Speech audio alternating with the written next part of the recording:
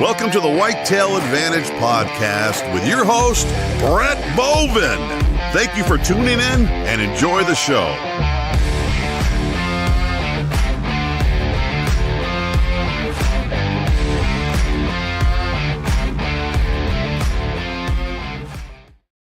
Well, hello, everyone, and welcome to another episode of the Whitetail Advantage Podcast.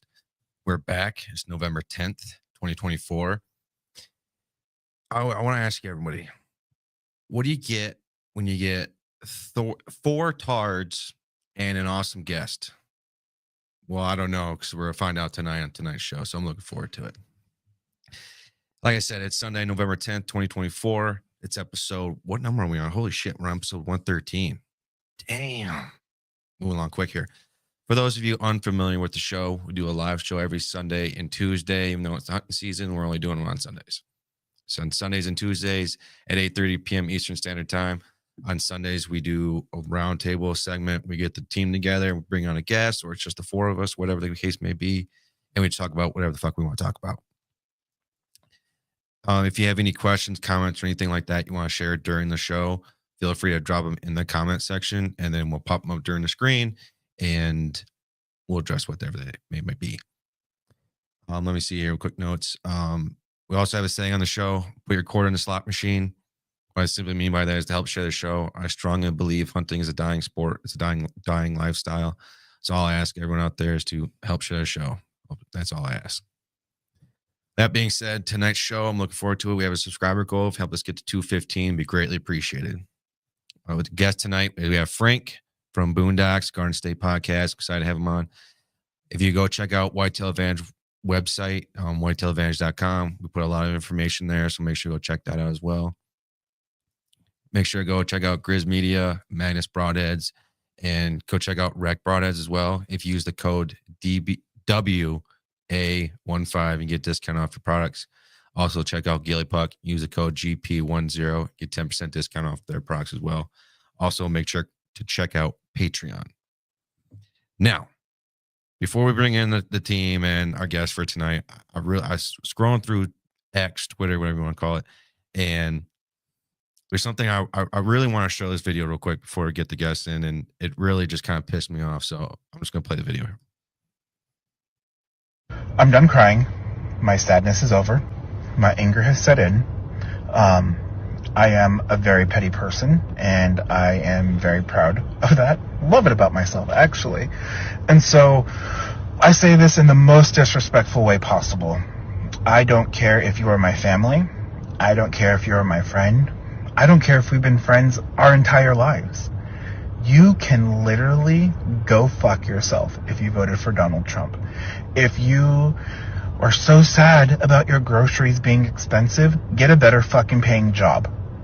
Do better in life. Get a fucking education. Do something. Because you are fucking stupid.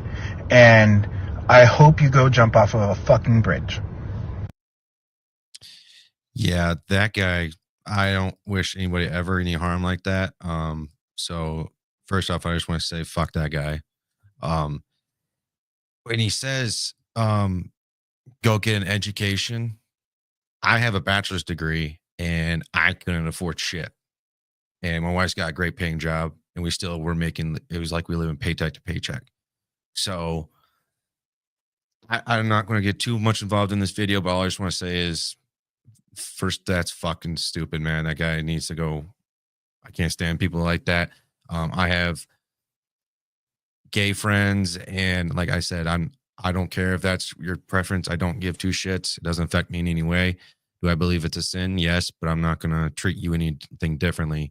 And actually, one of my friends, she's married to another woman, and I mess with her all the time, and I'm good friends with her, and she's even on the side where it says, so everyone knows November 10th, tomorrow, November 11th, it's Veterans Day. I just want to say thank you to all the veterans out there. Thank you for your service. David, Johnny, thank you for your service as well. My service that I did doesn't mean shit, in my opinion, to your guys'. So, but they even agree where we get and I'm speaking as her, is we get a whole month. I think that's fucking stupid. Veterans, they get one day. That's the stupidest thing in the fucking world. They deserve like every fucking day in the entire year. So I agree with that. Now, my one last vent here that I want to say before I bring everybody in. College football. Everyone knows I'm a huge college football guy, Oregon Ducks fan. But what I'm about to say here, it's about the Alabama football team and quarterback Jalen Milroe. I want this to go viral, but I mainly just want to get to Jalen. And when I say this, because when you get in the end zone, I'm going to say you're a great athlete. Don't get me wrong. I think you're a great athlete. But when you get in the end zone, you do those stupid little dances like, oh, yeah, look at me. You know, you're doing all these stupid little gay little fucking dances. You look like a little bitch, in my opinion. So I'm just going to say that right now. Yeah, you look like a little bitch. When I was growing up, when we were in the locker room getting hyped, we didn't do these little weird dances and shit. We were like fucking slapping each other, like getting each other hyped and stuff. Now you got people going out in the end zone. They're doing these little, in my opinion, it's like little skirts, like, ooh, look at me. Yay, ooh. You're a little bitch. That's all I gotta say. Anyways, enough of my ranting. Jalen, you're a little bitch. Let's get the squad, everybody in here. Oh shit, am I on here? Hey, what's going on, everyone? Yo. What's up, guys? Oh, Frank, how's it going, brother? Good, man. Good. How about you? Oh, I'm just doing dandy. I'm just trying not to. I'm contemplating a lot of things here with these three guys on the team. I think about that every day. Like, why the fuck did I invite them on the team? Right. You wouldn't have a podcast without us. Yeah. We were the excitement. Yeah, I'm just a boring fucktard, and you guys bring. You need to introduce us and who our personalities are. Like who's the sexy one? Who's the That's Squatch. yeah, of course. You know, like let's face it, we're basically a boy band here. Yeah, we kind of were. Yeah. Frank, you give a little background about yourself for someone that might not know you. Yeah, no, so I'm Frank Mustica. I actually grew up in Newark, New Jersey. That's where I was born. Actually ended up moving. My parents moved us up to Vernon, where I spent pretty much most of my life. Grew up small game hunting with my family, doing, everything from doves, pheasants, rabbit, you name it, we did it. Then I actually became a pretty big deer hunter. We got into that. They actually bought my uncle and them, they bought some property upstate New York, 64 acres. And that's where I spent pretty much every weekend. So I just love it. I fell in love with deer hunting. Don't get me wrong, I love everything else, but deer hunting has a special part of me. And I grew up basically hunting with my grandfather and my uncle mostly. My grandfather was a big inspiration of mine. I remember when I was small, I couldn't go out with them yet, but I would sit there and he would be up in the tree sinks. We had like a hedgerow and I could see him hunting. And I would sit there with my binoculars waiting for him to get back so he could tell all the stories, because that was basically in the morning and they would come get me in the afternoon. But yeah, man, it's something. But now, kind of grew older, started my family, married my beautiful wife. We have a 3.5-year-old son. So I'm trying to, actually teach him how I was brought up. And, love it. I got a 14-year-old daughter from a previous marriage. She's tried to get her into hunting, but she wasn't going for it. I took her once, and I remember I brought her upstate. We had I put up a double man tree stand. She was fine till she ran out of snacks. She had her tablet, her snacks. After that, she was like, "Daddy, this is it." And I was like, "No, like, you gotta be patient. Like, the deer are coming." She's like, "No, I'm done." And that was pretty much the last time she went with me. But it's all right. But I don't force it on her, so it's all right. Comment from Flavors Forest. Hello, all. What's up there, Hello. Flavors? What's going on, man? Yeah, I went out hunting today, and I texted the group, and I was like, all of a sudden, first off, I went out around noon, and there was like not a lot of wind. It wasn't major wind, anything like that. Then all of a sudden, I started picking it up more and more as the night went on. And next thing I know, I'm facing like southeast, and I look over, and I hear this, and this fucking tree is starting to fall at me. I'm like, yep, fuck that. I'm going. Yep. See you later. Yep. Yeah, no, fuck that.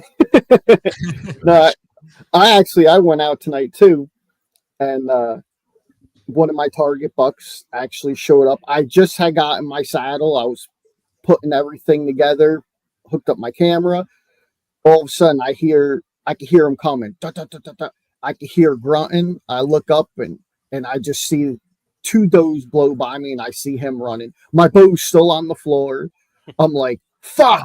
I'm like trying to pull it up as fast as I could, but they're sitting there and they're running circles, and I'm like trying to get everything set up, but then they turned and they went the other way. So, and then once you know it, as soon as I left the woods, bing, bing, my cameras go off. He's standing right underneath my tree stand.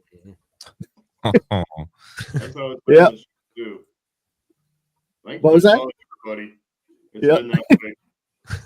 Hey, David, it's called a microphone. It's on the side of your headphones. It's that flat thing that's usually down in here by you. Yeah, you bring that. Yep. You bring that down. Oh, he's got that. What What is the that? fuck? What is that? That's my mic. See, I DJ on the weekend, so That's good where you had it. Put it Yeah. back there. because I ain't killing shit, I might as well DJ. There you go.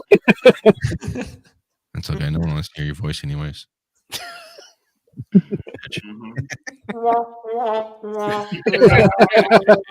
I'm waiting for it. And I was gonna be nice today too. Damn it! You just, I don't think you're gonna be nice at all. I was gonna be nice to Frank, but then whatever. Hey, so just so you guys know, Brett, I heard a rumor. It was something about, it was, what was it? Oh, the Ginger Ninja. What the fuck is that about? No Ginger Ninja.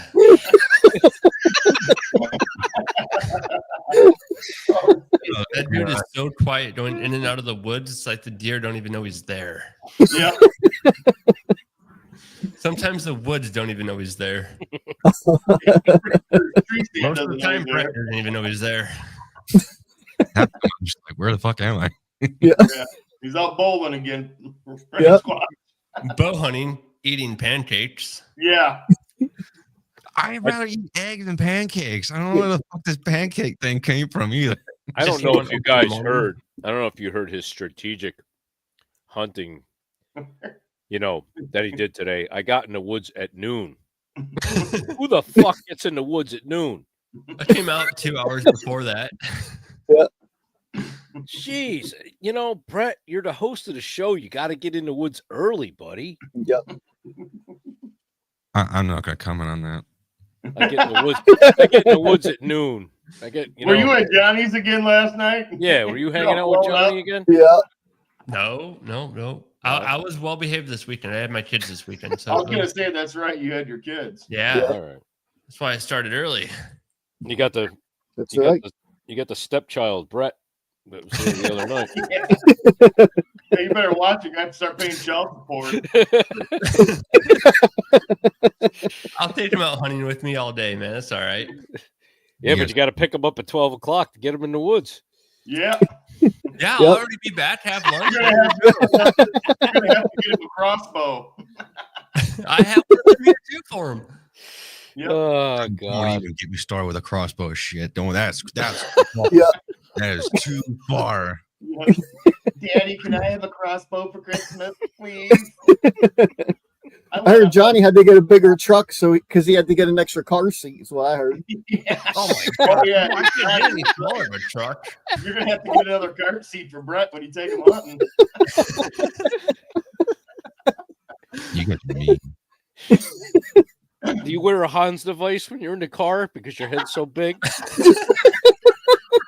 That big padded helmet with the drill guard.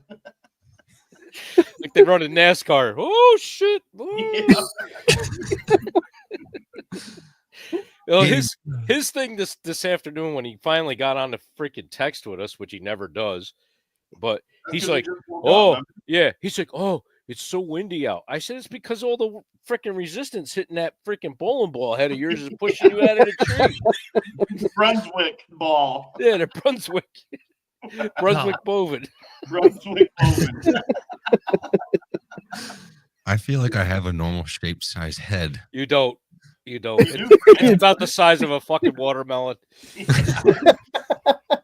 My other head is, yeah. If you had a hat on, it might hide some of the identity of it. Yeah. Speaking of, is that a mustache I see on you, man? Yeah, what the hell is that? Oh God, he's going for the. He's got the Uncle Rico. He's got the Uncle Rico. Yeah, we'd have to edit it or like back in '92, you go a pigskin quarter mile. I can throw it over that mountain over there. I used to be able to throw a pigskin a quarter mile. Yep. Put me in '92. We were one division. You guys are hurting my feelings. I have to go to my brave place. That's all right. You'll be all right. Yeah. Okay. All right. Anyways, what's this podcast about? Hunting, right? Yeah. We're supposed to be talking about hunting. I'm making fun of the host All here. right. You're on fire. We do that on every show. All right. Let me try. We're gonna be doing some little start off here thing, Frank. Some America Gone Wild. We're trying this a little differently. So it's kind of like some topics that around basically the US of like some new things that are coming around, just having some fun with it to start the show. Let me see if I can get this going. So I don't need my Mardi Gras beads. There. No. Those are Mardi Gras beads. If I can find it. There we go. Okay. Everyone there? 1, 2, 3, 4, 5. Okay. Well, David, we don't give a fuck about David. Anyways.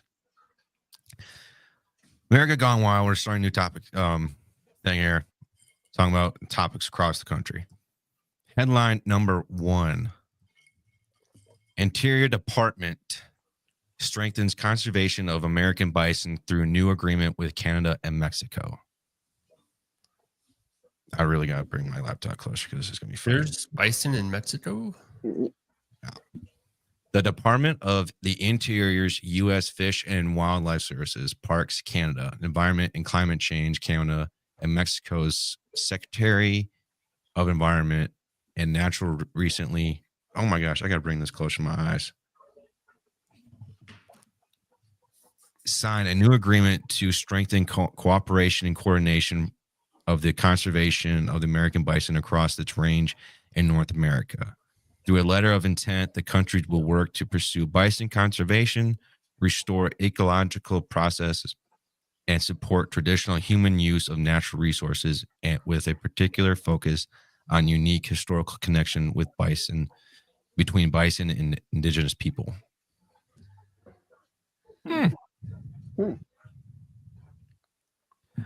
While the overall recovery of bison over the last 130 years is a conservation success story, significant work remains to ensure that bison will remain a viable species, said Secretary Dab Halen. Our collaborative, fucking words are hard, efforts with Canada and Mexico are an important step forward as we work to restore this majestic species and facilitate the return of bison to tribally owned and ancestral lands. The recently signed letter of intent outlines the various ways that the three North American nations will work together, including by improving collaboration on regional activities to promote policies, practices, and effective methods in support of the ecocultural conservation of bison, promoting joint work plans within the trilateral. Yeah, there. Damn it. Today, Junior. Hey, Junior. Of common conservation concerns, working table fostering transparency about the technical information that is developed jointly, and streamlining reporting on activities conducted under the letter of intent with the executive table of the Trilateral Committee for its review. One more little thing here. The American bison once thrived across the largest original distribution of any native large herbivore in North America, ranging from desert grasslands in northern regions of Mexico to interior Alaska. After North Americans' European settlement, bison populations were reduced from an estimated 60 to 80 million to a mere 1,000 animals. Holy shit. They Don't slaughtered. out. These surviving bison were saved from extinction and became the founders of several protected populations that put the species on a path of recovery and conservation. And more stuff. Today, bison remains absent from nearly 99% of their historic range. Most of the bison in North America are in herds that are constrained by fences, isolated from each other, and have fewer than 1,000 individuals, raising concerns about their genetic integrity, wilderness, and long-term viability of the species. Approximately 31,000 bison are currently being stewarded by the United States. Whose ever fucking phone that is, you put that shit on mute. I'll come to your house and fuck your shit up. Back to where we're at. Canada and Mexico, with the goal of conserving the species and their role in the function of native grassland systems, as well as their place in indigenous culture. What do we think about that? That's it. Yeah. I heard him talking about this before. Yeah.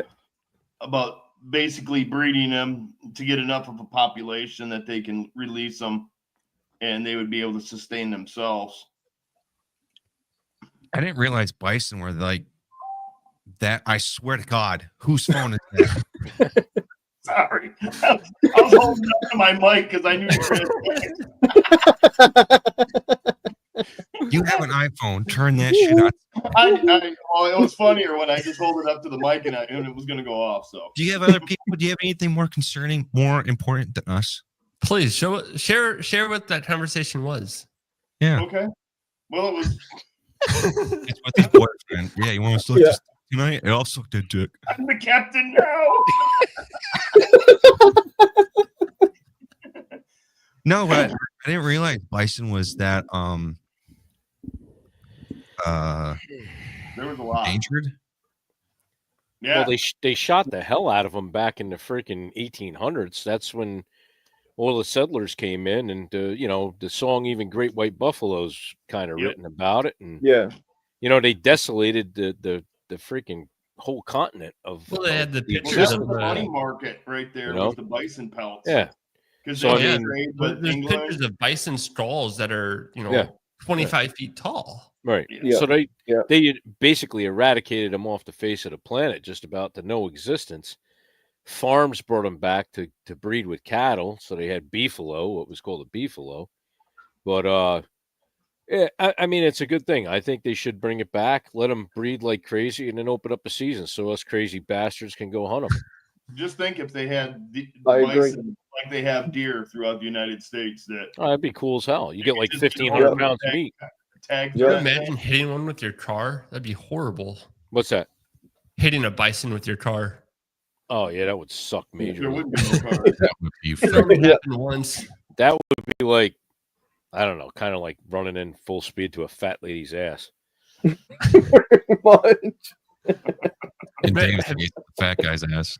There was I think it was in 2013. I almost hit an elk with my truck in Kansas. Wow. I had a Nissan Titan. Yeah. So the full size truck, not the the Lisbon starter full-size. kit I drive now. But hey. But I hit it. I almost hit it, and it came right up to the hood of its belly came to the hood of the truck. I was like, good God, they're massive. Yeah. I couldn't imagine hitting a buffalo. Yeah, that'd be total vehicle. All right, here. Headline number 2. Reward offered for information on Washington gray killing wolves. Gray wolf killings. Shit. I swear I will figure words out eventually in my lifetime before I die. It shouldn't be a reward. It should be a bounty on wolves up there. Yeah. Yeah. Portland, Oregon. The U.S. Fish and Wildlife Service of the Washington Department of Fish and Wildlife are seeking information regarding the illegal killing of 2 federally listed endangered gray wolves, one in Klickitat County, Washington, and one in Okanogan County, Washington. The service is offering up to $10,000 reward for any information that leads to an arrest, a criminal conviction, or civil penalty assessment purchase case. For each case, sorry. $10,000 to dime someone out. You know how many out-of-state tags I could buy with that? Mm-hmm. No kidding. Yeah, right. You do it 5 times, you could buy property somewhere. Right? I would the first phone call would be like, honest officer, it was this guy named Bovin. Yeah. First name Brunswick. He goes by the Ginger Ninja. You can find him on Grindr. Let me finish. On October 6, 2024, WDFW staff investigated the death of an adult male gray wolf. This incident occurred east of the Klickitat River near U.S. Highway 142 and Goldendale, Klickitat County, Washington. Let me see. On October 20th, 2024, WDFW staff carried out a second investigation regarding another deceased wolf. The adult female wolf was discovered southwest of Twisp in Okanogan County, Washington. Now, I don't know about you guys. I love gray wolves. Are like my favorite species ever. They're like, I don't know what it is about wolves. I grew up loving them. I read a whole bunch about them and everything. And I know wolves, everything needs to be hunted for ecological purposes, stuff like that, ecosystem stuff like that. But to people that go around poaching animals like that, they are like on the lowest shit scale, in my opinion. Mm-hmm. Yep. Well, they're here for a purpose. They're the Yeah. scavengers. You know, they keep the populations of everything else down. You know, that's what predators are for. That's why we're here, as you know.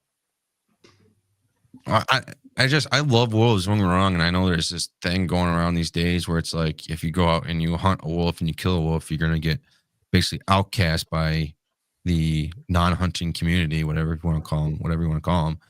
I frankly don't give 2 shits what their opinions are, but it needs to be done. So now here in Michigan in I want to say it was 2014, might have been 2013. They had that wolf season for 1 year. I missed out on it too. So they coincided it up in the UP with deer season. It was December 15th through December 1st. Mm-hmm. So you could pretty much either hunt a wolf or hunt a deer. Now I put in for that wolf hunt just because there's so many wolves up there in the UP. So Frank did, Michigan is split up into 2 sections. You have the lower peninsula, upper peninsula. Mm-hmm. That's the UP. The upper peninsula used to be primo deer hunting. And then about 30 years ago, they introduced gray wolves and just they've destroyed the moose population. We once had a respectable huntable moose population up there. Mm-hmm. Destroyed it. Destroyed the whitetail population, and they're just slaughtering animals, like farm animals, people's pets. I have buddies that live up there, and they're killing like dogs and everything all the time. So I was like, hell yeah, I'll go up there and shoot a wolf. And talking to my buddy up there, lives up there, he's like, yeah, the only people who want wolves are you guys living in the or the lower peninsula who want to come up there and see them? Mhm. It's like us who have to live up here with them daily. They kill everything, and they don't kill them to eat them. They'll just kill them to kill them. Kill them for sport. Yeah, Yeah. that's it. Territory. They're like orcas. The orcas play with their seals and throw them up in the air and all that crap. Oh yeah. And believe it or not, here the coyotes do the same damn thing. I've found deer to they'll just eat a section. Like they'll go for the most fattiest part, like the rump. They just eat the rump off a deer.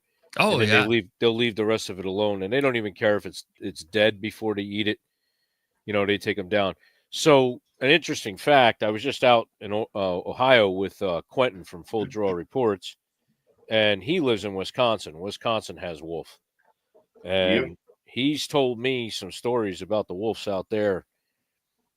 You don't want them in your woods; they're bad news. They've had to actually shoot a couple, and there is a season for them out there and stuff. But they're very, very territorial as far as you going into their territory.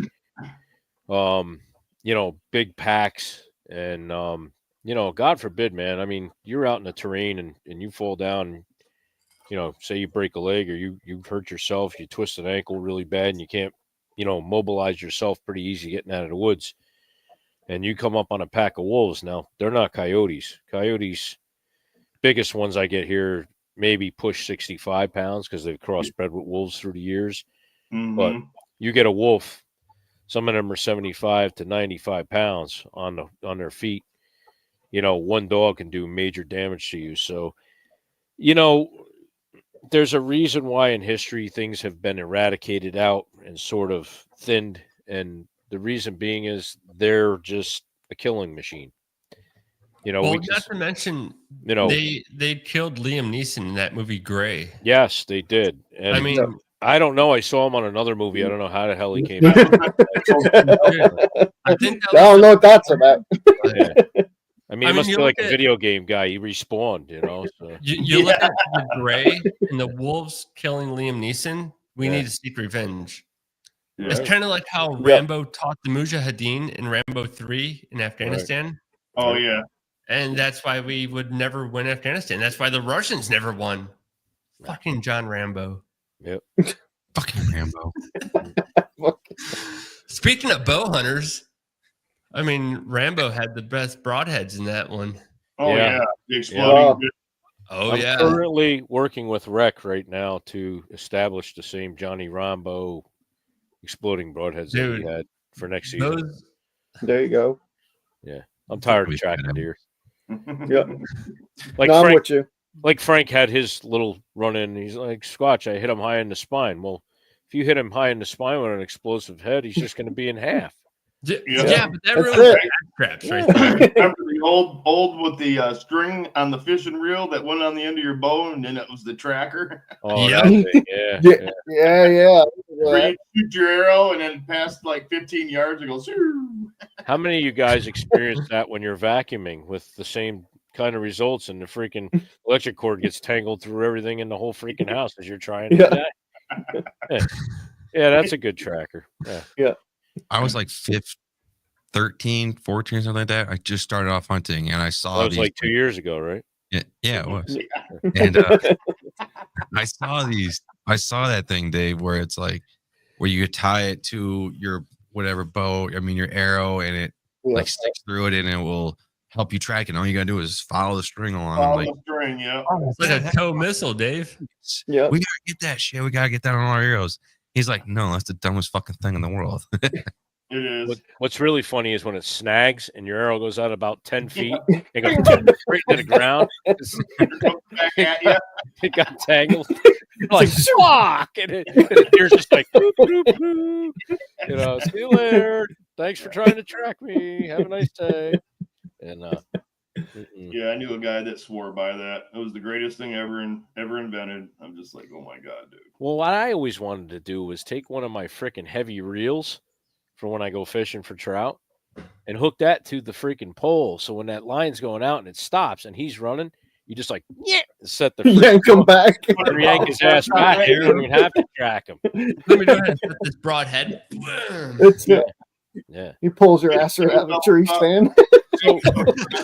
So while we're on the subject of this is the shit that goes through my crazy ass brain of, mental retardation. But I'm in the shower and I'm thinking like, man, you get these deer and what the hell can we do to make something track them?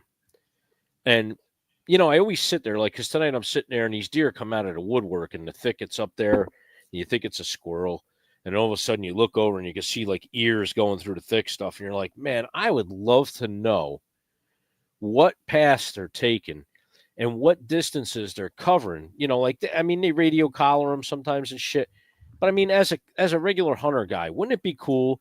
Like, let's say you had like maybe a paintball gun and you shot a deer, like, you just take a random deer and shoot it in the side with a paintball gun. But as it hits them, it has this transponder that just tells you GPS, and then it's got a camera, and it automatically attaches like a little sucker onto the side of them. Like those things used on great white sharks.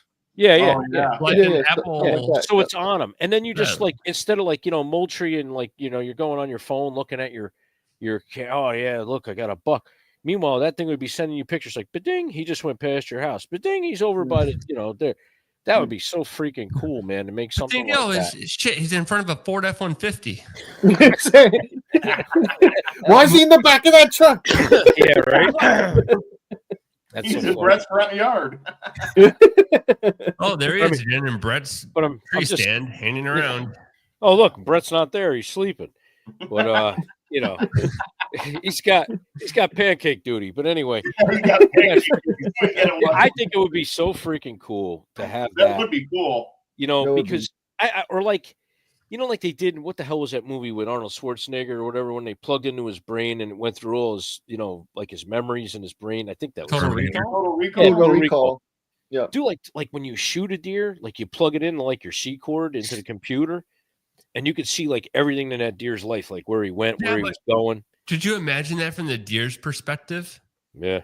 The deer's running around the woods, completely tripping balls, thinking he's on Mars. Yeah. You'll never see that dude again, man. He'd be gone. Nope. That's so much I thought of that. It's just like you're out there and it's like, man, I wish I saw with that deer that I was been tracking, and not to be like out there to like cheat on hunting, but just like I just want to know what the fuck they're doing. And that'd be the only reason why they wouldn't make it available for civilians. Yeah, because you'd have a lot of people out there like, "Ooh, my deer's walking this way, so I want to go over here and bam, I want to intercept him there." Cut him off, or then you could also be like Dave and I, where like for me, I was getting amazing deer on my camera all spring, all summer, and then fucking EHD hits. And I'd love to know where some of those bucks I had on trail cam died at. I would love to go out there and find them. I got a feeling when it dries out in that swamp this winter, I'm going to walk in there and I'm probably going to find a couple of them. Oh, so that's what I was saying to Johnny the other day, because he should back a while ago. I mean, summertime, him and I were talking daily. He's like, look. And I'm like, God dang, man. I'm like, you're going to do good. And then he's like, man, I've been hunting these places. I haven't seen anything. I don't know what the hell's going on. And then Dave's like, yo, there's EHD. We heard about EHD starting to hit around here and there. And then they put two and two together and they realized, holy shit, it's like, it's really, it hit me bad. It hit me bad 5 years ago, but the spot, one thing I keep telling you guys, it's bad now, but look forward to like 4.5, 5.5 years. Yeah, that's what it's going to take to recover. Dude, you're going to have some incredible freaking because we had it before here. It's back in 2013 when I retired out of the Army and moved back up here. Yeah, we had EHD bad at that point. Yeah. And then it was, about 10 years ago, 10, 11 years ago. That's when they kind of stopped the ban on baiting.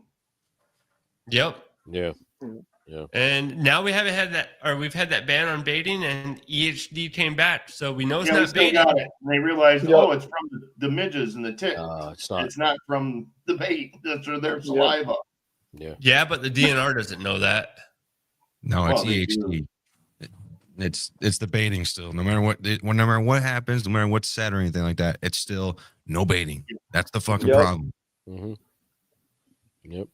Right. Yep. So if that's the case, I got 300 and something plus acres of apple orchards just right here next to my house. I can personally take you out there and watch you you'll see them feeding, touching lips, feeding on the same apples. Yep. They're still here.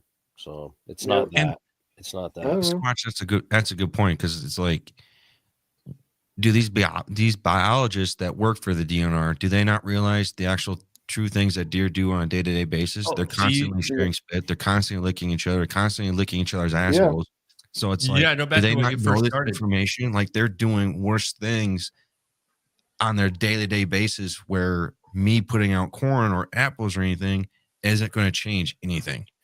Well, we want to reduce it. Yeah. Motherfuckers, you ain't reducing or increasing anything. They're doing it 99% of the time of the day. They're doing each other.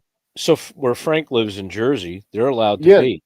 He's allowed to bait, and he hasn't. You haven't had no issues, right, Frank, with anything? No, I haven't had it. It's not from the pictures I've seen. Yeah, no, you can actually bait like on private and state land, no federal land, nothing like that.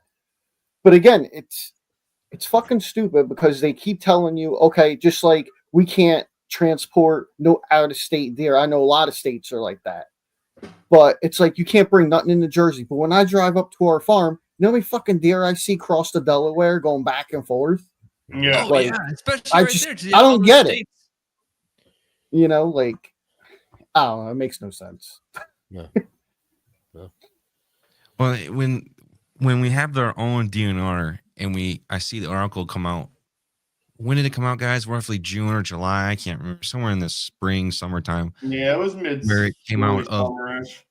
Yeah, it was where it was all the things that the DNR like approved and not approved, or like the new regulations. That was like August, September time frame.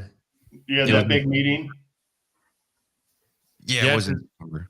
Because they changed it where, like, the Liberty hunt you now can't take, or Liberty. I take advantage of that. Youth hunt, no more bucks, only does. Mm-hmm. And they came up with so many good rules like that, and then they're like, "Oh yeah, you still can't bait. That's completely illegal. Can't do it. No more minerals, no more nothing like that." Basically, everything that we kept saying, like, we want to see differently as hunters, they basically said, "F you, we're not doing any of what you guys say. We're right and you're wrong." Yeah. Yep. It's like they don't give two shits. We do this on a day-to-day basis, but because they have the degrees and they work in the government and all this stuff, they're right. They're smarter. They're elites, and we're just pheasants, in their opinion. Peasants. So let's look at it on a larger scale. This is how I see it. It's my opinion. But, license fees are so damn expensive. They're limiting you on what you can and can't do is, just not right. And, to me, it's just like they want to absolutely deter you. I mean, ammunition here in New York State, you got to show a driver's license, fill out a form now for ammunition. It's like, really? This is my freaking right to be able to purchase this and have this. Me, I've already been federally background checked. I have a full carry concealed permit. I also carried a Utah permit, so I can go to like 35 states. And, for you to tell me that I've already been federally background checked, but I still need to do this, it's like, why? You're making twice the amount of paperwork. You're deterring people from enjoying something that they love. And yes, there's good and bad and everything, but you know what? Obviously, your checks and balances have failed. So why does it have to freaking, stick it to me and everybody else that does the right thing? And it's just not fair. It's really not fair. You want to know something crazy about New York? I lived there for 10 years up in Watertown. I was stationed at Fort Drum. Yep. And all right, being in the Army in New York. New York is a high capacity magazine banning state. Mm-hmm. All of my magazines that were issued to me, clearly high capacity. Mm-hmm. I could have them on base. Mm-hmm. I didn't live on base. I lived off post. I had a trunk full of over 130 round magazines. Now, being in New York, each one of those is a felony. Mm-hmm. I got pulled over right outside the gate because why?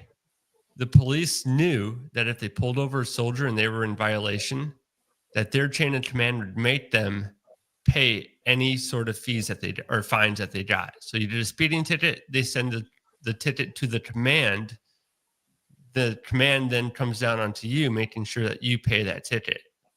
They'll garnish your wages, whatever, right? Mhm.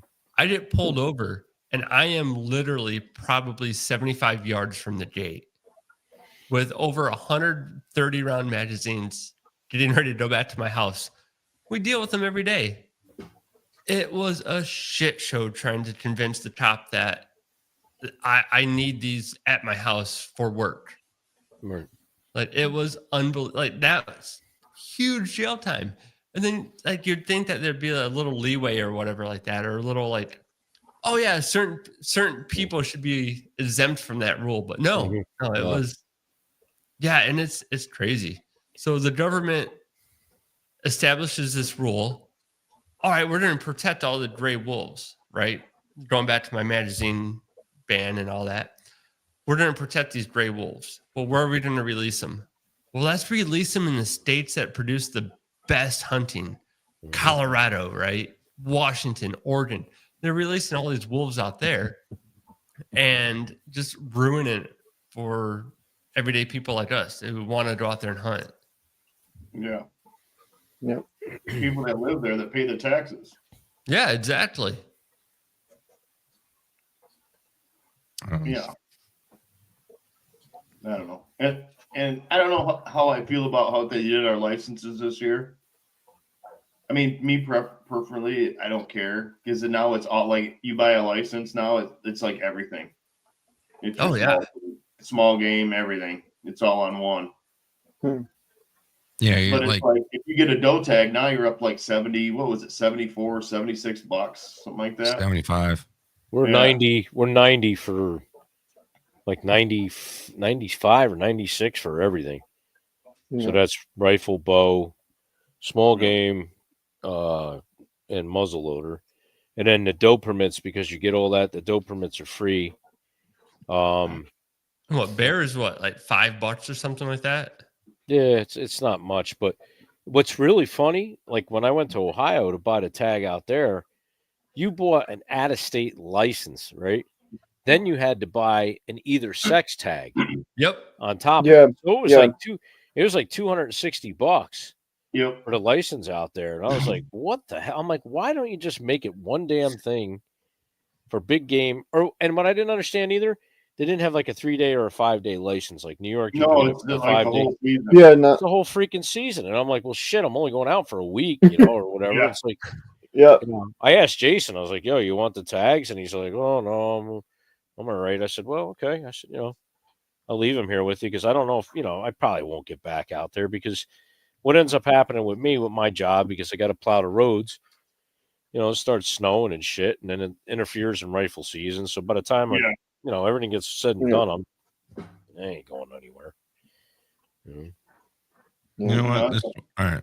What we're going to do here. General trivia section. Oh. He said Here we go. general, right? You know how General this trivia. goes. See how we do here. Oh boy. Is this for only Frank or all of us? It's for all of us. Oh, okay. it is. Oh, so you're Everyone including but us me. in the group finally? Okay. Yeah, it's for everyone. got Just 3 not me, more because we didn't want to ask Yeah. any Thanks. questions. I feel special. Thank you. You feel special, Squatch? I do. I really do. I do. Everything I do, I try to make you feel at home and at ease. You are so gentle. I love you more than the other two fuckers. All right, go on with your trivia there, boss man. All right, let's see. In what year was the first iPhone released? 1997. Nope. 2002. You're close. 2004. You're getting there. 05. No. 01. Wrong direction. I'm thinking it's 2009. All right, 2003. No. I saw my first iPhone in 2006 when I got back from Iraq. 2005. 2005. 6. 7. 2007. 2007. Oh, No. was it 7? Shit. Mm-hmm. A camera inspired the original logo of what social media platform? Instagram. Oh, Instagram, yeah. Instagram. There we go. We're all part of Instagram here.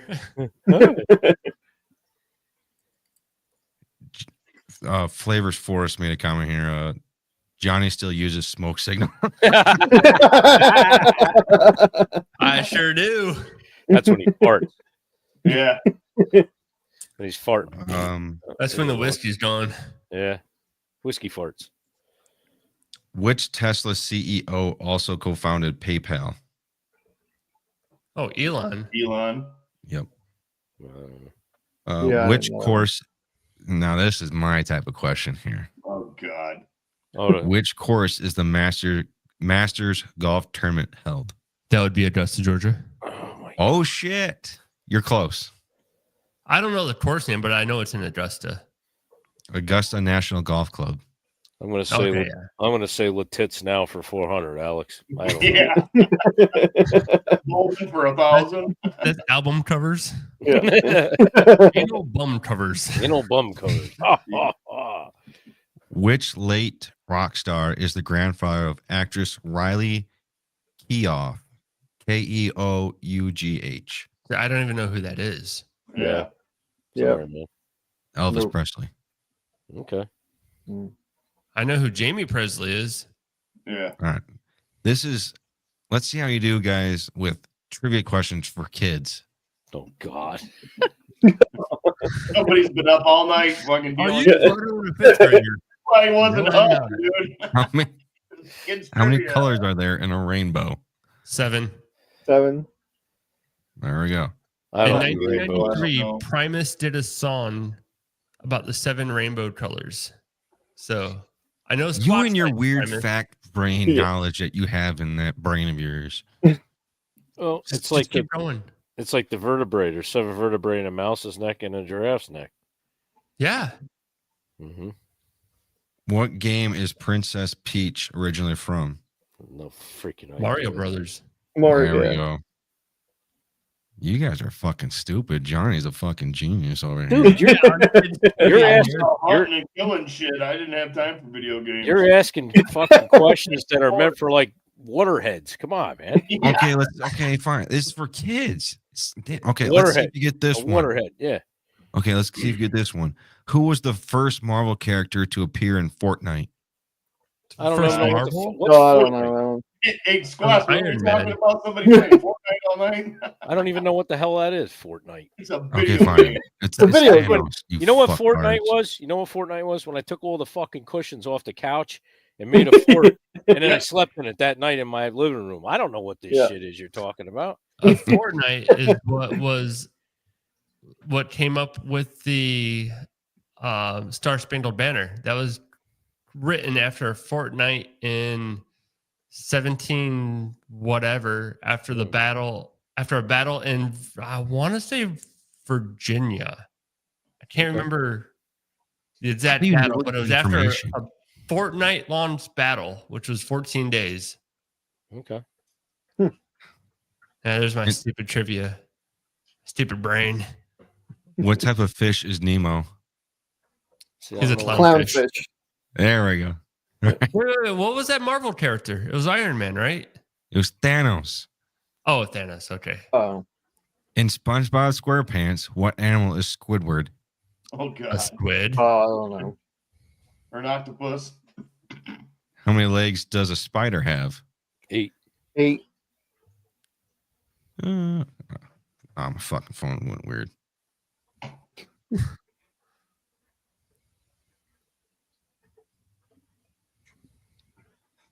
Okay. Fucking phone. Okay. What don't invertebrates have? Skeleton. No. What don't invertebrates have? Yeah. An exoskeleton. No, backbone. Well, Oh, the backbone's part of the skeleton last time I checked. Hello, McFly. Right now, everyone who's watching is like, "What the fuck am I Sweet. watching, Yeah. man?" What the hell is this? Whitetail Advantage trivia Literally. here. Yeah. What is the largest carnivore native to the UK? To the UK? I'll give you a hint. It's got to be a Shut up and I'll give you a hint. Wisconsin. The badger. Wolf. Yep. Meow. Flavors Forest. WTF? Am I watching? Yeah, that's right. This is Welcome called to another brain melt television. Yep. All right. Last one here. What do you call animals that can live on land and in water? Oh, fucking platypus. No. You mean like an amphibian? There we go. Johnny gets There a you gold star because he's a genius. Fuck yeah. All you three Good three job. others are just a bunch of cards. Go back to school. We're too old for some of this shit. I'm, What night? What the fuck? listen, in my defense, I was brought on this show. Flavors Forest. He's Smoke smoking joints. Here we go. Hey, how do you think I got all these questions right? I live right across the street from a dispensary, so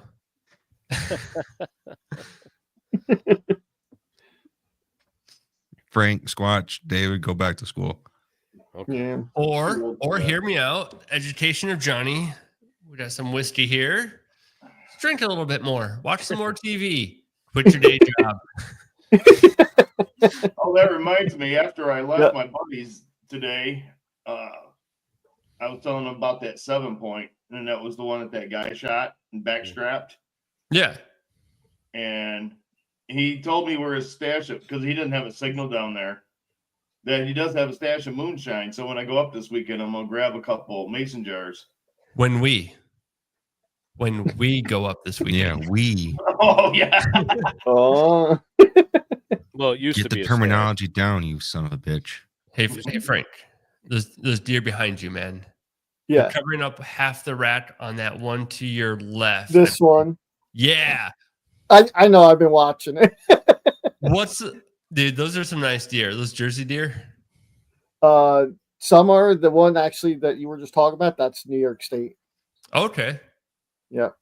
Yeah. But the big wide one, that's Jersey deer. That one looks almost like Squatches up there. Yeah, it's kind of close. Yep. Yeah, those are nice deer, man.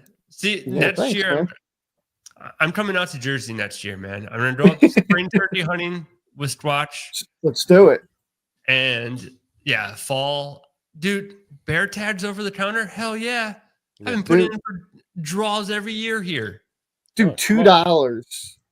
Yeah, $2 to get a $2. bear You gotta apply to the right area up in the UP. You can usually get one with 1 or 2 points. see, that's Like what I thought. Newberry.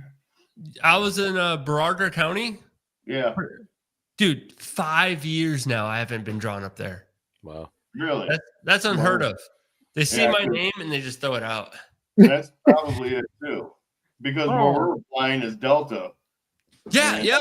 yep. I have a buddy that lives up there. That's why I apply. Yeah. Dude, he sends me trail camera pictures of black bears tearing down his feeder like daily. Mm-hmm. Yep, can't get drawn. Well, we Now, gotta Frank- do the group draw Yep. though, so it helps. Yep. when you Yeah, we gotta do group. the group deal. Frank, I got a question. So the photo I posted with Eddie and his deer, he got that from New Jersey. And for anyone No, that that doesn't one was- know, the buck that that was he in New shot, York. huh? The buck that I sent you was New York. No, the one That that one. Eddie shot, the one that I posted Oh, on my that one? Instagram. Yeah, he shot a deer and it was from New Jersey, and it was just a huge spread. Hmm. The deer out there in New York and New Jersey seem to have a lot of spread, but maybe Mhm. not like a lot of height in their tines. Is that Yeah. kind of typical out there? Like a lot of spread, but just not a lot of height. Yeah, I mean, you get some big ones. Like I got some on camera that are like crazy tall, but I think it really depends on the property. Because I've been like, if I hunt the federal land, I know like there's some giants in there, but most of them that you see are, either they'll have like skinny horns, almost like a pencil, and really short tines. But I think it all depends on the area. To be honest with you. Yeah, Mhm. Texas is like that too. Yeah. Like the old guy there, I got him. That's just the area where I was hunting. They get really wide and they stay Yeah. low.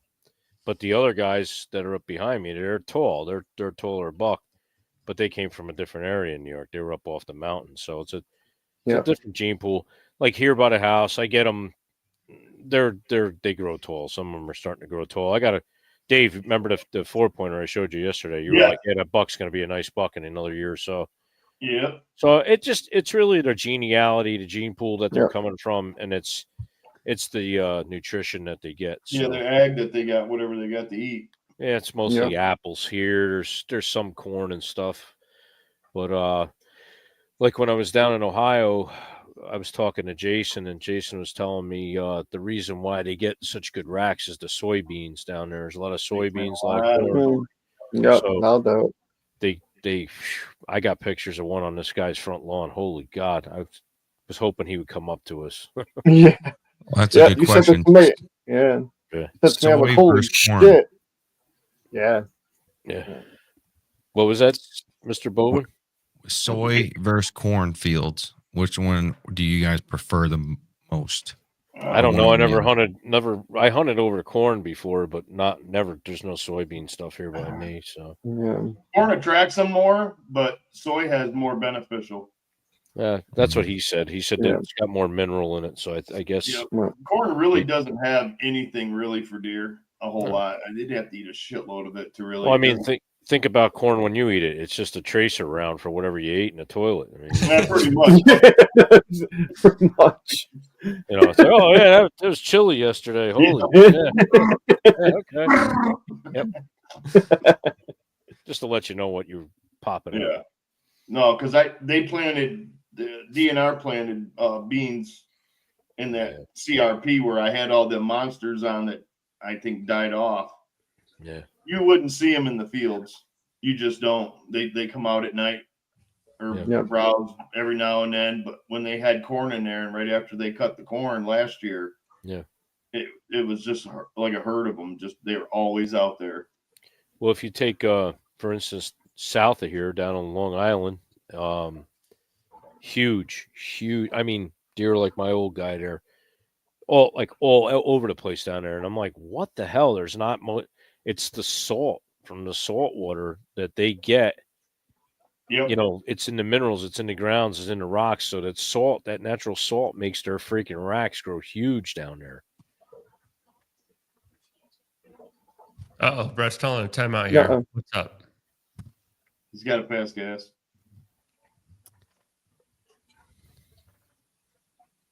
John and Squatch. Those are new things behind your heads. Yeah. Wait, what do you guys, Squatch? I got the warhead. Oh, shit, me too. Those are new. Those weren't, John, that wasn't there when I came over the other day. No, and Squatch, I've never seen that before till now. You're such a face, Brett. You wouldn't have known what the fuck was on his wall. Yeah, so what happened was because I'm on the warhead field staff, just like Johnny and Frank is too. Yeah. But I was down. I actually met the owner of Warhead, Gerald. He's a real good guy, and Jason's part owner. So as a little gift, when I got down there, he handed me some lighted knocks that fit my arrows and that banner. Oh, nice. So yeah, man. So it was really cool.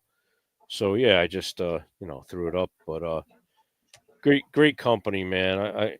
Gerald is just a really good guy. He's down to earth like we are, and he likes the feedback. I told him, I was telling him about Frank's deer, actually, the one that was breakdancing on his arrow, and literally.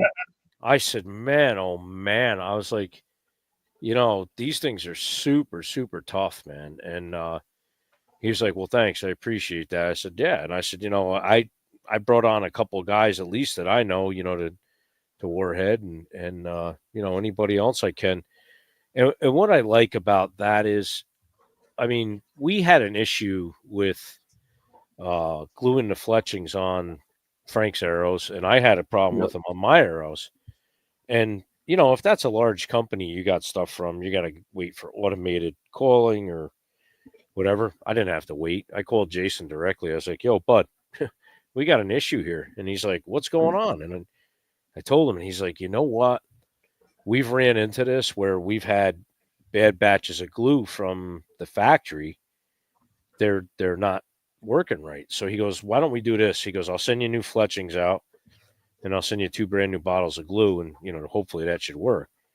And no problem. We got the stuff out there and we used it, and it fixed the problem. And that's why I like companies that are growing, that are smaller, but they're still hands on. And I'd rather give my money to people like that. Man, I agree. It's a good corporation. Yep. A good corporation. And if I can use, Brett? I use gold tips, and that was going to bring my other question is I've used gold tips basically my entire life. I used I used to shoot them. Huh? Yeah, me too. I used to shoot gold tip. Yeah, me too. I shot Easton Axis arrows for 2 years. I didn't like them. I didn't really like the small diameter type arrows. So I switched back to gold tips, and I've been with gold tips basically outside of those 2 years. I've been hunting them with 16 years now. So what you take gold tip arrows, obviously they have a great reputation, and Warhead's kind of like this new up and coming type of arrow. It seems like. What can you say? And since you guys said you've shot gold tips, what made you switch over to Warhead? What was it about it that you love Warhead arrows compared to the gold tip ones? Well, the small brand, I did. It was a small startup company. The reviews were amazing. Yeah. They're not super overly priced and crazy expensive, but they outperform any single one of those arrows. Yep, I agree. It right there. The accuracy out of the box is just unbeatable. Yeah. Yep.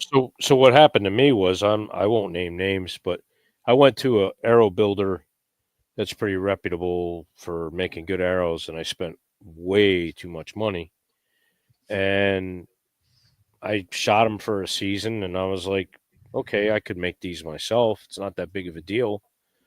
And then I came across Warhead, and I started checking them out, and like Johnny said, reading the reviews. And actually the exothermics was the first ones that I was shooting by Warhead. Dude, they reminded me 110% of gold tip.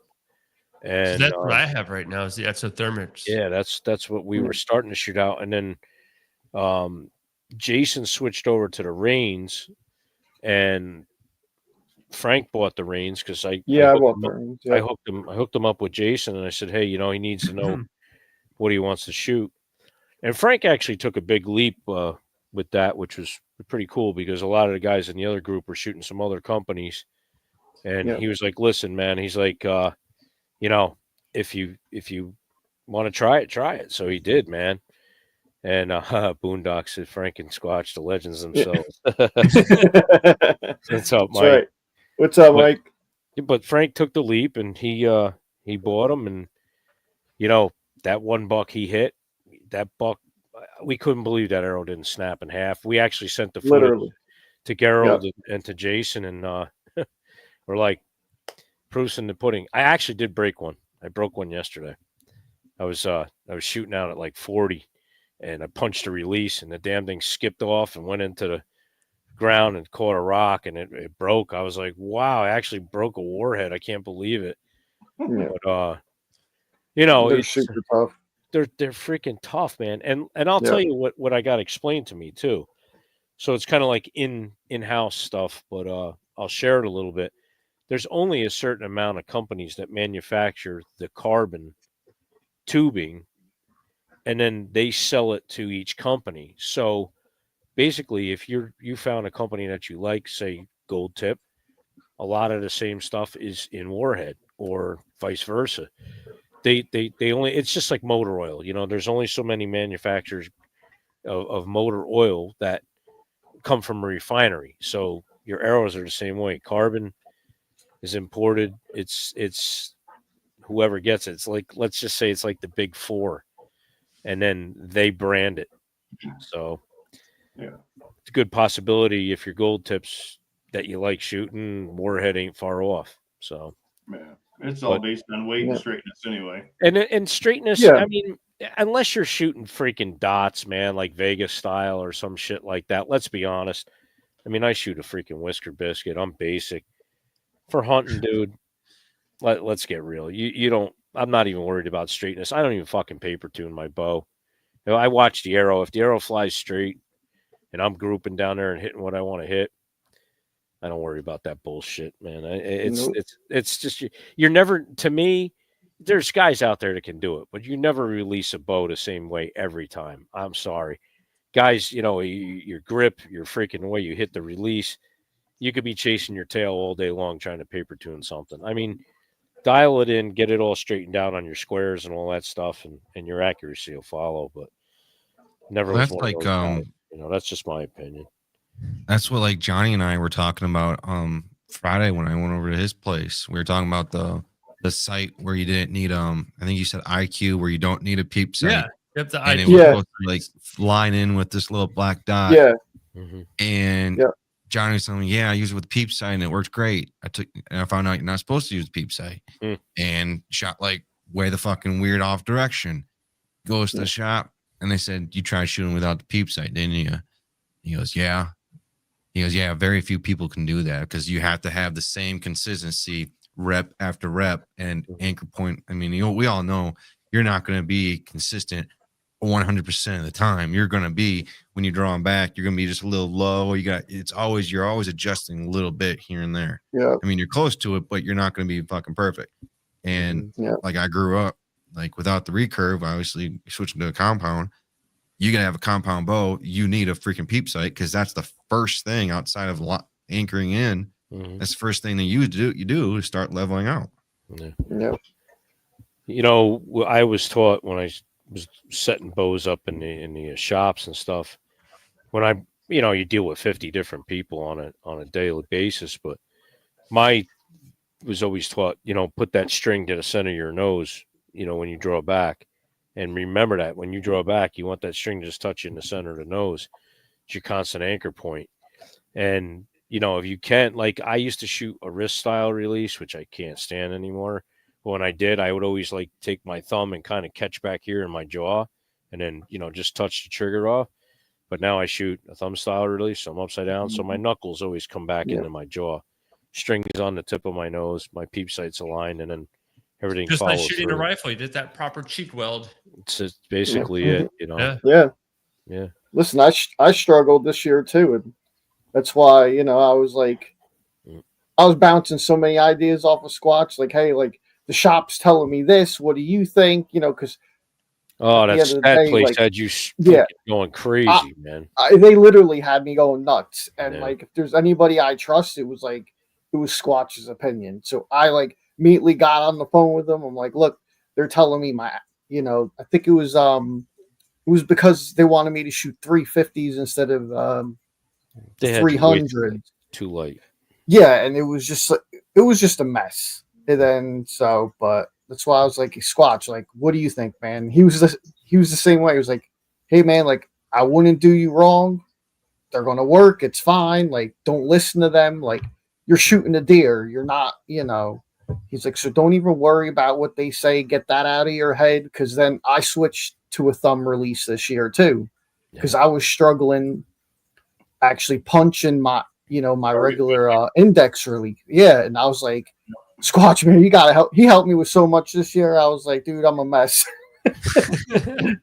Nah, hey, it's all good, man. That's what we're here for. But the other thing too, why you guys know, when you shoot a thumb release, you're upside down. So when you do this with your arm, you're automatically skeletal is locked. You're not using muscle anymore. So when you're this way, you're still relying on your muscles with a trigger. When you're this way, it locks everything out because your arms, your two bones in your forearm actually lock in and make everything solid. So when you're back, now you're skeletally locked. You're not just fighting muscle this way. And that's why if you look at Olympic shooters, all your top 3D guys, they all shoot thumb releases. You'll very rarely see guys shooting a wrist release. None of them do. The other thing I couldn't stand about wrist releases is, I got a freaking tree trunk wrist, And it's like those freaking wrist straps, especially like on a warmer day, you're walking in, you get kind of sweaty on your wrist. It's changing your anchor point. It's sliding. Yeah. And it's like adding distance. And I'm not consistent. And I just found so much aggravation with that thing. I was like, nah, I'm done with it. And I started doing more research, and I went with the True Fire thumb release, and I love it. That thing's awesome. And Frank, they actually do still make it. I found it. Do they? No shit. They still make it. Quentin had one, and I'm like, he goes, "What release do you shoot?" And I was like, "A True Fire." He goes, "I thought I saw you shooting that." He goes, "I got the same one." I go, "Yeah, well, they don't make it anymore." He goes, "Yeah, they do." I said, "They still do?" He goes, "Yeah." So you can find them with that swivel. It's got that swivel. Yeah, True Ball makes a few with the swivel still. Yeah. I shoot my backup is the True Fire Synapse. Yeah. That's my backup, and my primary one is the UV button one. Yeah. Yep. I switched to the UV one this year. Last year was my first year using a button release, and I was hesitant at first because I wasn't know like it's gonna be weird differently. But ever since the very first shot I did with it, it felt awkward, but it felt right at the same time. Like, ooh, that felt. Oh yeah, he's disappointing. See, it was different for me. It was harder to go from a thumb because shooting professional competition archery for so long, I hunted with a true back tension. Okay. So, and then I wanted something I could actually hang on my D loop instead of having to constantly, make sure I'm cocked and then I'm back. Yeah. So then I tried out, what the hell was that? Trophy Ridge makes one. Mm-hmm. I didn't like it. And then I bought the B3 Ultra Pro, I think it's called, or something like that. Mm-hmm. That I like because you can make it real sensitive. Yeah. So you can still shoot back tension.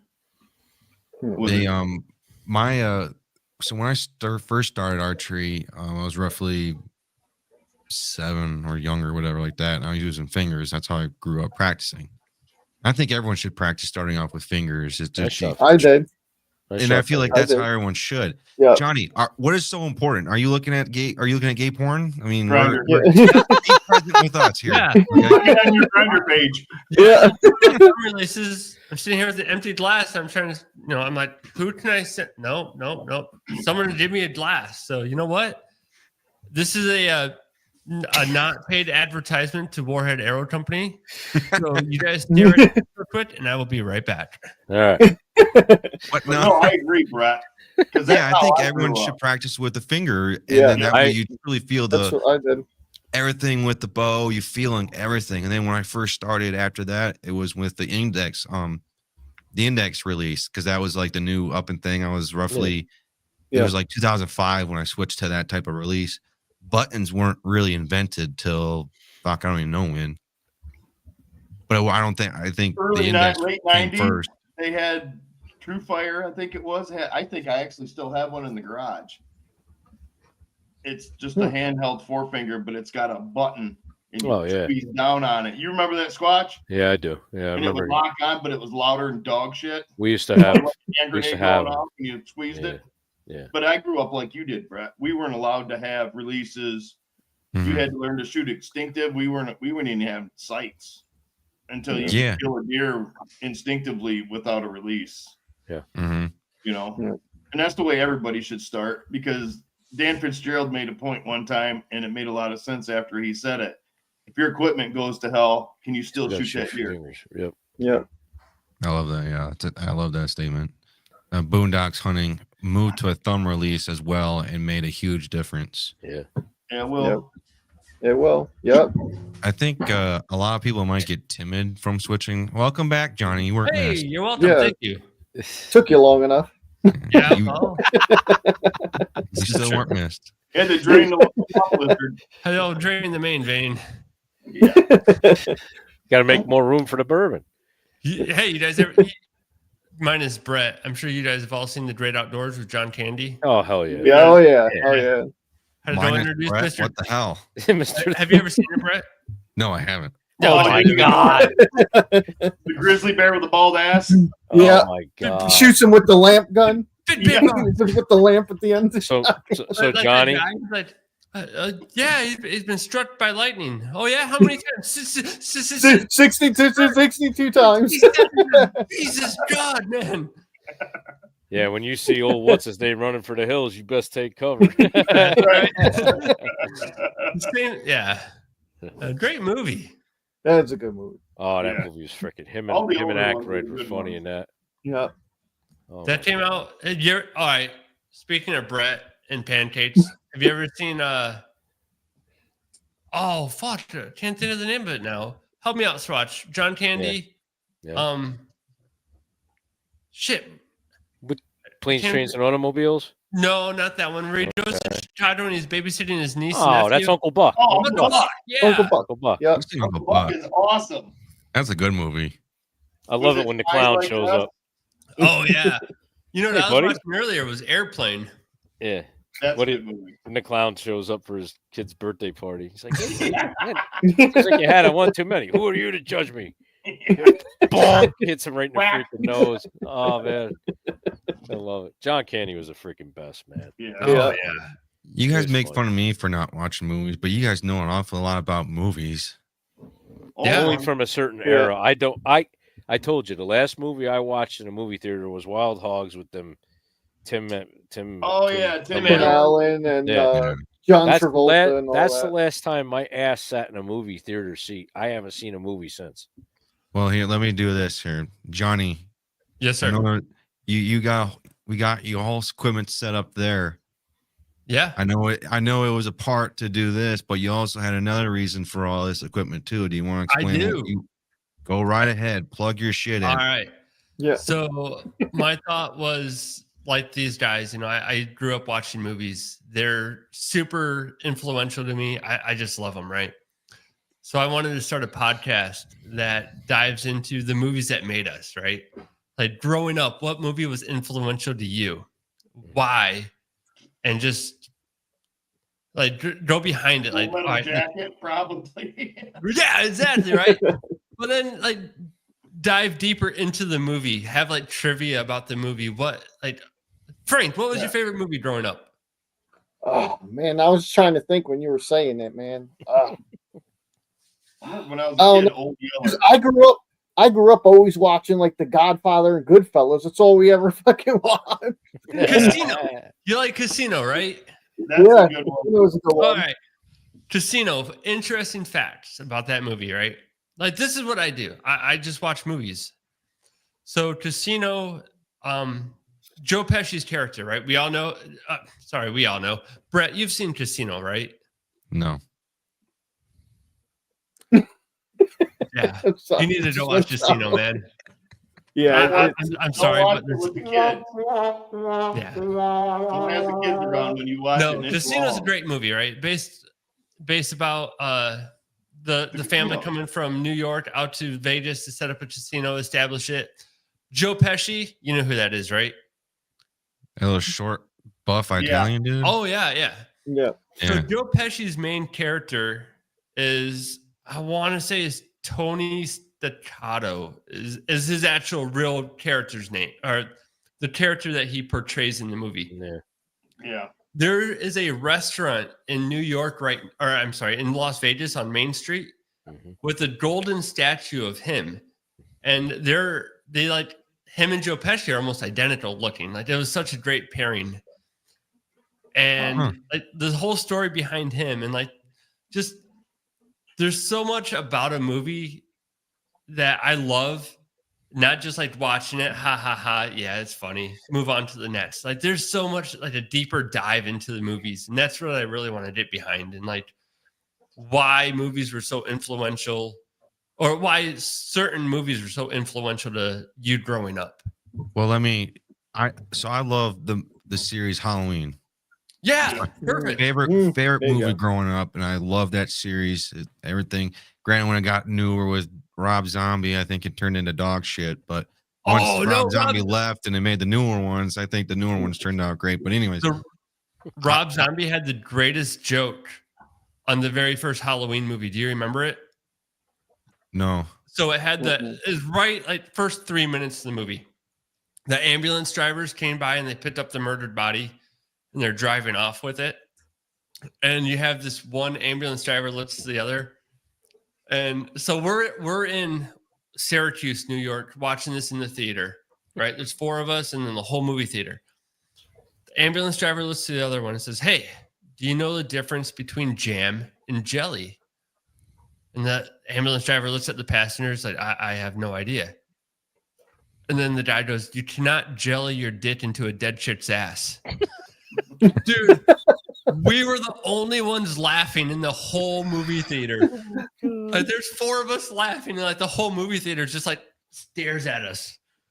But it was like one of those opening scenes that were just like, you're gonna always remember that. Yeah, because they're like, yeah, I did that. Well, what was cool is about the original John Carpenter original Halloween. When I watched a lot of documentary series about that movie in particular. He originally wanted to name it The Babysitter Killer. Yes. And he wanted to cast somebody else outside of what's her name as the main character. Are you seriously? Jodie Foster? No, it's not Jodie Foster. No. Jamie Lee Curtis. Jamie Lee Curtis.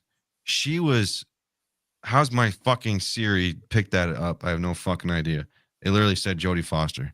Anyways, it was Jamie Lee Curtis, but he wanted to cast somebody else outside of Jamie Lee Curtis. I couldn't remember who it was.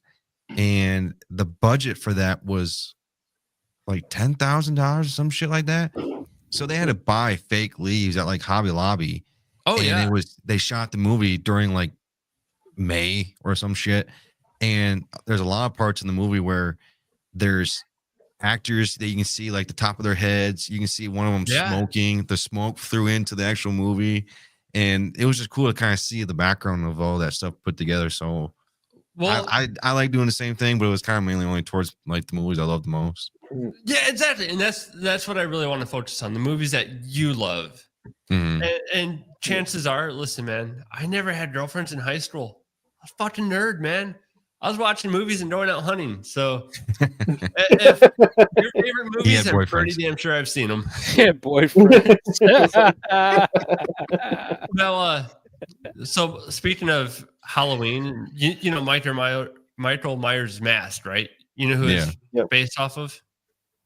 Yeah, William Shatner. I saw something. Yeah. Yep. So they got a William Shatner mask and they completely bleached it. And it looked too messed up, so they painted it white, and that was the mask that they used. And I want to say it was like a total of like $35 for that whole costume. Well, yeah, you had a mechanic's jumpsuit on the whole time. Yeah, exactly.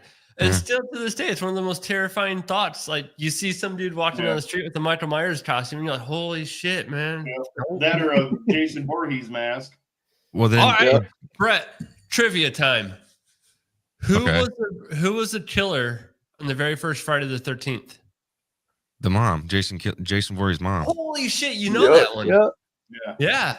Let me tell you this. It goes Halloween, Jason Voorhees, Michael Myers, Jason Voorhees. Those are my top 2. I know that shit in and out. Dude, we need to have a Patreon night. If, by the way, anyone watching this, if you're not following on Whitetail Advantage Patreon, you need to get on there.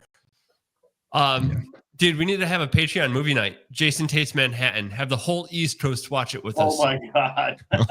Love that movie, man. You know what we should do? Hey, you know what you just remind me of? It was like that Mystery Theater 3000. Yes. Did you ever watch that? All the time. So we could be like the guys in the front row with just our shadows. I absolutely love that idea. Oh my god, that'd be freaking hysterical, dude. And did you know that? John Carpenter, I don't think he did, but I know he didn't want to do a Halloween 2. Yeah. I don't think he did it. I can't remember, but I don't think he did it at all. But I know he didn't want to anyways.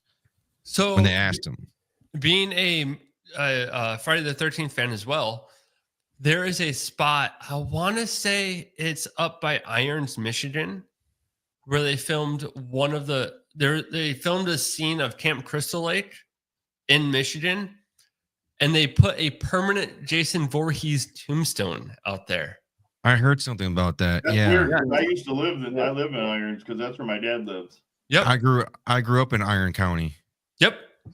Yeah, so that's Not why I Iron remember County, that. Iron. No, I not just Iron can't- County, Iron, Michigan. Oh, Iron, Michigan. Yeah. Oh. Yeah. But no, I remember hearing something about that. Yep. And that's where James Earl Jones is from. Yeah. What's that? James Earl Jones was born and raised in Oh yeah. Dublin. Yep. Now I think Michigan's, now for Jersey, the original Friday the 13th was actually it was filmed in Blairstown Diner, one of the places, and that's like probably a half hour from my house. And they have, if you go in there, everything's Friday the 13th. They have a Really? stand in the corner, all kinds of shit. It's pretty cool, man. Brother, we're going there, Wow. man, for sure. Yeah, when you come up, I'm taking you there. Deal. that would be badass. Yeah. There were some guys I was on base with at Fort Dix that wanted to do, there was some Friday the 13th in Jersey. They wanted to go look at something, that they were all crazy diehards. So that must have been something like that. Okay, so we're in the holiday season, right? We can't deny that. It's We're Christmas talking- time. We're talking about movies. So I have to ask, is Die Hard a Christmas movie or not? Yes, it is. Yes, Thank you. it's a Of Christmas course, movie. during Christmas. Die Hard is a Christmas movie, and I watch it every year. I watch that, and then I watch A Christmas Story. Oh, yeah. I seen that in the theater when I was a kid. Dude, no shit. I was 40 years old, and I was able to watch Airplane in the movie theater here in Allegan. I believe that in Allegan. So That's probably a new release in Allegan. So they have a one movie screen theater here where I live, Frank. Mhm. And every summer, once a week in the summer, they do a throwback movie.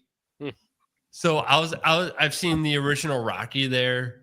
I've seen, and it's just something about seeing it on like 16 millimeter film roll, spilling. Like, it's just so cool, man. No, that's pretty cool. That's why I used to like the drive-ins. Oh, Yeah. yeah. Yeah, we still got a few here, and that's actually where I take the kids because I'm like, listen, this is how I grew up, like. So I'll bring cushions in the back of my pickup. We'll This is pack how I them met your mother. snacks and blankets. Oh, I met your mom. All right, Frank, do you know where Oakland is? Yeah, yep. So I have a Oakland's buddy. like an hour from me. Okay, so I actually spent a lot of time in Oakland, New Jersey. Mhm. I had a buddy that I was stationed with in the Army, and we would go down there and all the time and party. And great times. I love Jersey, man. Like, I don't know what it is about the East Coast, but like coming from Michigan, I moved right out of high school into the Army, into the East Coast, and just, dude, I love it, man. Like, Dude, New Jersey, totally. I think if I would move anywhere, it would be Jersey. Really? No shit. Yeah. I mean, you guys have amazing hunting there, bear, deer, everything. And then you have offshore fishing as well. Now we That's have true. offshore That's true. fishing too, but it's in Lake Michigan. It's like salmon. Hey, Johnny. Yeah. Offshore, Go ahead. Say it. offshore or inshore fishing. Exactly. Given the opportunity, completely offshore. So that was a question that was asked by Team Buffalo Outdoors. I did a podcast with them, and Who? it was onshore, offshore fishing. Well, growing up here in Michigan, living in Michigan, it's like instead of onshore, offshore, it's pond or lake. Yeah. And that's pretty much it. And we do a lot of pond fishing. Don't get me wrong. I have a pond right outside of my work, and I bring my kids up there. They fucking fish it all day. But lake fishing, it's not quite the same. You're catching like the biggest fish I've ever seen pulled out of Lake Michigan is probably a 75 to 85 pound lake sturgeon. And I've seen massive fish pulled out of the ocean, man. Flares Forest. I live in Oakland, Oregon. How far is that from Eugene? About an hour and change, and I need to get out there. I need to get out with those guys and go hunt. So Johnny's Wait, having I a think I GoFundMe. remember this because I think I remember Flavors coming on, and I remember them asking this, and I knew they were from Oregon. Yep. But Flavors, are you an Oregon or Oregon State fan? And you better answer right, or this whole thing that we're working on, it's not going to be happening if you pick the other team. Or, Brett, are you a fan of great food? Because if you are, Flavors of the Forest, spicy hell bit yeah. of That's bread. right. That's Yep. Put that on anything. badass. Look at Yeah, John. He it's gets real all this new badass. equipment, and he turns into this professional host, podcaster, advertisement, professional type dude here. The other episodes, he just sits there, just selling. I'm dude. Fucking look at Look, David. He's like That's in the his new leaf recliner. turning over. Yeah. all right, Frank. Enough of Johnny and his podcasting stuff. Jesus. Got some rapid fire questions here for you, Frank, before we let All you right. go, okay? All right. Since we didn't talk about hunting at all, And Yeah, why we have talk we not about had the hunting. number pop up? Yeah, I'm not a big hunting guy. No, you're not a big Besides killing guy. hunting, do you have any other hobbies or interests? Not really. Just hunting. Yeah, and hunting. That's a good answer. I like that. You can only choose one. What weapon would you choose if the end of the world is here? Ooh, shit, man. Man. Oh, that's a tough one, You'll but never guess I'll have who gave him that one. I'll have to go with it with the classic AR, man. I like that answer, I'll Frank. shoot them. I love them. Now, what type of Oh. AR do you shoot? 223. What brand? Nice. So, it's the big Sig or whatever. Big Sig or something. Okay, yeah. Yep. I had the LMT. Okay. Now, do you run a reflex or do you run a LPOV? Brett, It's that rapid stands fire for low questions, power Johnny. We're talking about ARs here. He's trying to show off. Let him go. Yeah. Let me go. Flavors Forest. They said the duck, so that's a good fucking answer right there. There you Are we go. done talking just put sports? another one and said the ducks suck. What the hell? Fuck off. Ducks are awesome. What's your AR setup, Frank, for the end of the world? Ooh, man. You started it, Brett. You got to deal with the It's not consequences. the rapid fire segment anymore. It's the hour-long segment of I questions. am expanding. All right. the We'll move on. fire. I'll text you, Johnny. We'll talk. Okay, more. all right. You got to run through the time. Please continue. Do your special voice, Johnny. Yeah. Fire up the special voice. Go for it. Please move on. I got more questions to ask. I don't even want to ask you the other questions now. I just want to end this show. Fuck you. All right, it is now time for the rapid fire questions.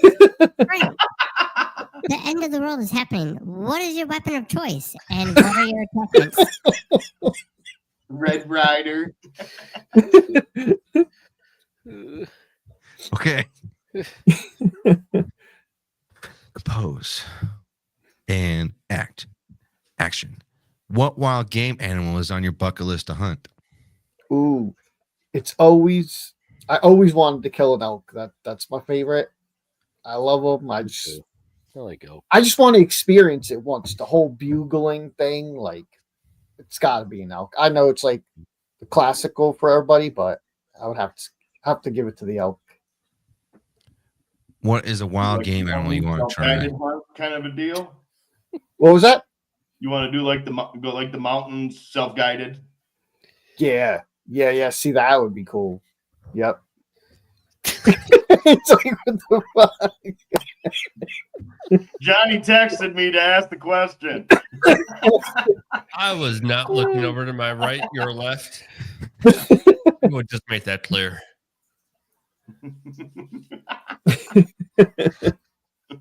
These rapid fire questions have gone to muzzleloader speed. Yes. Glacier speed. Did you answer the Prepare question my now? I don't remember. No, I didn't answer it. What was it again? What wild game animal do you want to try? Ooh. Grizzly bear. Ooh, that's a first. I haven't Yep. heard that one. Very You're good. hunting them, but not trying them. Yep. Very What has good. been your favorite state that you've hunted and why? I'll probably have to say New York State because that's where I got most of my childhood memories, you know, with my my grandfather, my uncle, and we used to get all our uncles up there for deer camp and just have a good time. So, Yeah. you know, that's why I have to give it to New York. And they got great deer up there too. And the Squatch. Squatch seen some of them. And the And Squatch. Squatch is there. Squatch lives here. Yeah, Squatch is I there. think upstate New York is so underrated for the deer. It is. It is. Yeah. Because Like when Squat saw my buck, he was like, Frank, holy shit, man. He's like, that's a nice one. So I lived So- up in the Adirondacks, and Mhm. the whitetail up there were nothing compared to the whitetail where I lived in Kansas. Like now, body wise, untouchable. Rack size, Kansas had them beat every day. Yeah. Yeah. But the nutritional value from where they're eating in Kansas to New York and in the winters and everything plays, you know, has an effect in the play. But yeah, overall mass, New York has them beat everywhere. Yeah, because it took me actually, believe it or not, like a long time to get used to how big the deer are in New York State compared to Jersey. Like every time I shot one, I'm like, oh my God, he's huge. And I'll go there, I'll look at his rack, and I'm like, huh. That's like a huge deer in Texas. Yeah, because their bodies are so fucking huge. Yep. Yeah. You know, so Yep. it took me a couple years to actually get used to it. Oh yeah, for sure. Sorry, Brett. Sorry, Brett. That's weird Go ahead, there. Brett. Thank you. Thank you for permission moving forward. You're Let's welcome. see here. Where are we at now? Fuck, I have no idea. Let's just pick a question now here at random. What is the top state you want to hunt next and why? Ooh, that's good. Michigan. If you say Michigan, you're a tard. No, it's not Michigan. Good choice. You know, I would actually have to say Squatch is actually just there, Ohio. I always wanted to go out there and try it. I see the bucks that come out of there, and I know a lot of people that hunt it, and they're like, it's beautiful out here. And it's not that far, so I would have to give it to Ohio. That's a good one. Is there a highly known individual that you would like to go on a hunt with one time? I have to give it to Squatch. No, I'm just kidding. I already hunted with you, buddy. Getting the KY already. You know, does it have to be famous or it could be anybody? Anybody. Anyone. Anybody? You know, believe it or not, I always wanted to try hunting with Mark Drury. I would like to pick his brain a lot. There we go. Yeah, those guys. Yep. Those guys. I was always like a Drury's fan growing up, I so was too. I love the Drury shows. His mom's like 94 and just shot a freaking huge buck. I Yep. saw that, man. That was crazy. I'm like, fuck, man. Even the old Yeah. ladies are out doing the Squatch. this yeah, I year. know. Slingshots and Oragel. Yeah. They If don't you get could- drunk anymore. They just drink Metamucil. Yeah. They be more regular. Shit themselves to death. If you could bring one loved one that passed away to go on one hunt with or to share a campfire one time, who would that be and why? Definitely my grandfather, because he was, he was my biggest supporter, and I grew up hunting with him. He taught me basically everything I knew. So, you know, I wish I could just hunt with him just one more time. So, yeah. How do you think we can get more people involved in hunting? I would just say, just obviously, if you have kids, just get out there and try it. Bring them up with it. Like that's how I grew up. I even go as far as like I have guys at work that actually never hunted before, but they all want to hear my hunting stories. Oh, did you get one? Oh, they follow me on Instagram. Oh man, I would love to try it. And I literally tell them, listen, you got my number. If you're very serious about it, I'll take you under my wing and we'll start, off easy and we'll bring you up. But just, like I said, it's hard because with the internet, as you guys know, everything you get a lot of backlash, you get all the bullshit. So, but the people that I always talk to, everybody's always very, accepting of it. They all want to know about it. So, I mean, just get out there and just hunt, man. You got to at least try it once in your life because you don't know what it's about until you actually go out there and try it. It's the healthiest version of crack. I always say that. Literally. Definitely not the cheapest. No, definitely not. No, not the cheapest. No. Last question here, Frank. What do you think we as fellow hunters could or should do to improve the hunting community? That's a good one too. Probably take this show off the air for one. No. No, I mean, I think. I mean, how am I supposed to follow up that? I don't know. We're not helping out in the hunting side. This is my retirement plan, Squatch. Don't listen to a freaking thing we tell you. Yeah. We all just gotta stick together, man. That's. Yeah. But I believe that's key. Everybody just gotta stick together and just try to do our part, and just keep putting it out there, throwing it out there to everybody, and hopefully it takes. Yeah. Well, Frank, I just want to say thank you so much for coming on tonight's show. I hope you had fun. I hope everyone out there watching had fun. If anyone out there wants to follow you, Frank, and follow your journey, reach out to you, how can they do so? Yeah, so you can follow me on Broadside Ambush _Frank on Instagram. I actually have a TikTok that's Broadside Ambush too. You can find me on Facebook with just type in Frank Mustica. It'll still come up. Don't forget Tinder. Yeah, don't forget Tinder. I was going to leave that one out, Squatch. I told you that.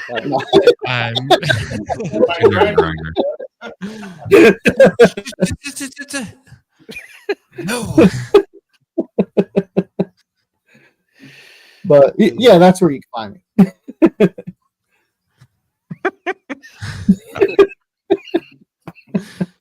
Fucking Squatch. Yeah, I knew it was coming. Again, Frank, I just want to say thank you so much for coming on this amazing show tonight. I don't know how much hunting we really talk about, but I think we had some fun tonight. We fucking talked. That's for sure. Yeah, listen, I had a blast with you all, with each and every one of you. I appreciate you guys having me on, and I look forward to coming on again and talking hunting with you guys.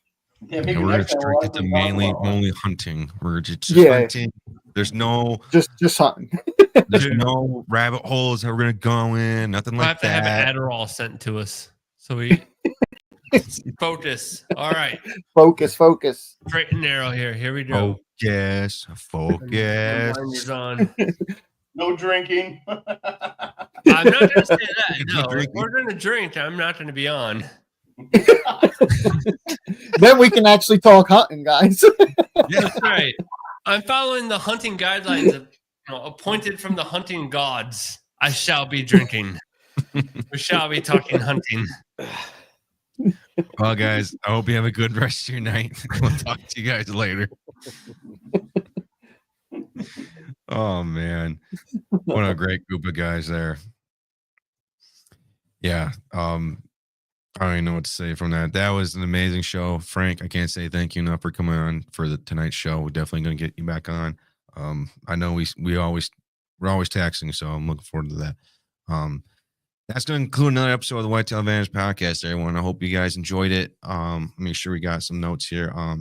If this show gave you some good insight, made you laugh, made you think, I'm sure it made you think about what type of movie you love, and what's your favorite movie, and what's going on with that. So if you love that, please give us a hit and subscribe to our channel. We greatly appreciate that. Our audio version, we take the recording from the videos, our live streams, and we upload them into our audios for our podcast episodes to the audio version. Those get released the next day. So on tomorrow at 5 a.m. it will be released. And when we do our Tuesday live shows, those will be released on Wednesdays at 5 a.m. as well. So look forward to that. And with that being said, we'll see everyone next time on our next show next Sunday at 8:30. And with that being said, hope everyone has a good rest of your night. And don't forget, put your quarter in the slot machine.